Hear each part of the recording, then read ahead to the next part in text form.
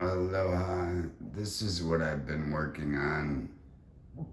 These corner shelves that go all the way back to the wall, well, they're very difficult to get to. They're called blind corners.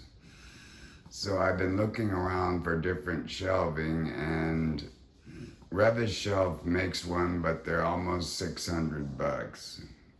Let me show you what I've been up to. This is the Vevor 36-inch two-tier system, and let me show you how it works. It basically slides out like that. Both tiers slide out so you can get to the blind corner, hence the name, blind corner shelves. Then they slide back in, they have a soft close.